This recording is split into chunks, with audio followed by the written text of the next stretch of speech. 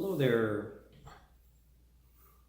This is the 8th video in the customization of the fake Suzuki Sirus 14 hauler. And we've done a lot already, but now it's time to check the reed gaps on these plates. And again, I do want to mention that just because an instrument is a knockoff or a fake doesn't mean it can't be really a great instrument. Well, let me go over a little bit here about setting of reed gaps and how I do it. I'll show you my tool. This is a dentist's pick. You can get them from your dentist for free often. And I'm going to bring you down here very close and give you a nice shot of what I'm doing. Well, what is reed gap, first of all? It is the distance that the reed sits off the reed plate. And if it's too tight, the reed will choke, and if it's too far away, then it'll be breathy in play. And so the easy way to adjust these is you have them off the harp, and you take this tool, this little sharp end here, and this one's a little high, so I'm just going to come here and gently bring it down just a little bit.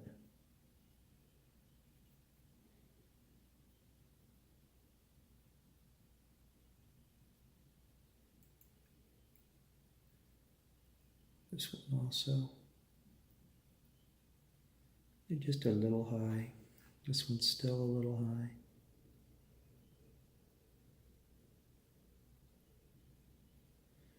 Great. I'm going to bring it up here, and you use an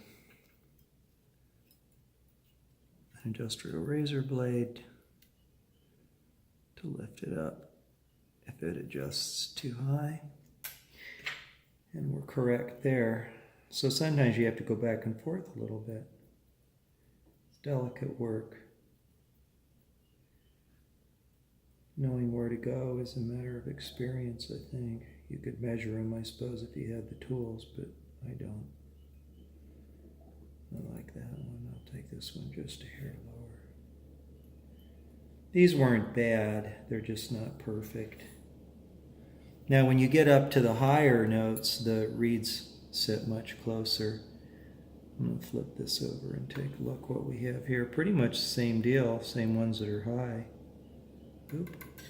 I don't like the look of that.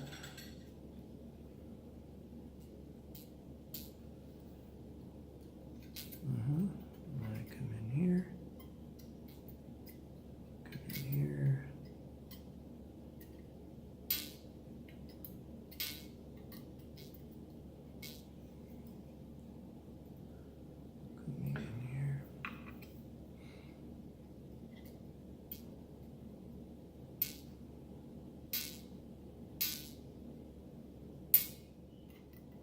There we go. Just a little up.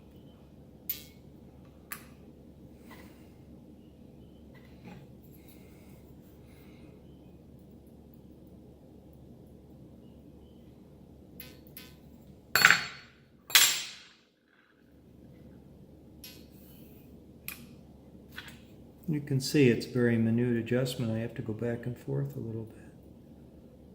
Okay, those are correct. Moving along. Completes the reed gap adjustment on this one. And we'll go to this one.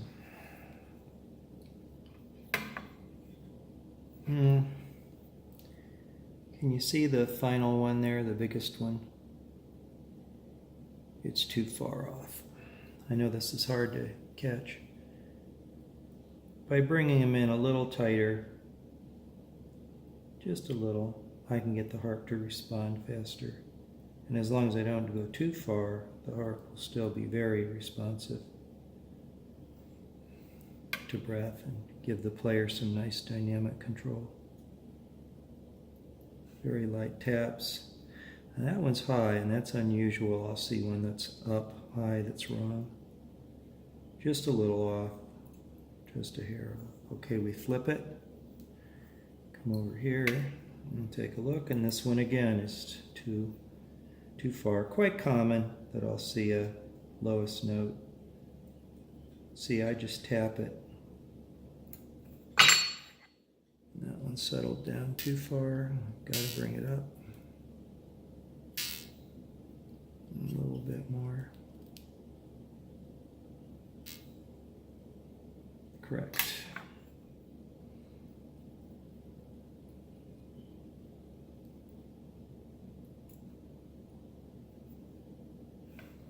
Just a hair up.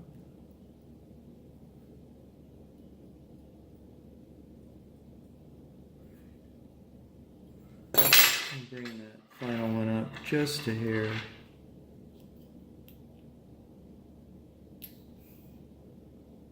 Better. Now it's interesting with reed gaps that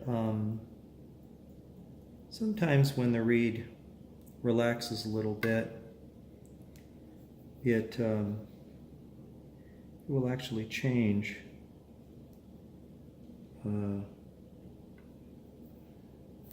its sit. And I'll show you this, that final reed there on this reed plate, the small one. It's got a lot of curvature up. A little more curvature up than I like to see. So I'm going to come here and just give it a small amount of tap down here. There, just a hair to get it into that reed gap. Okay, these are now correct.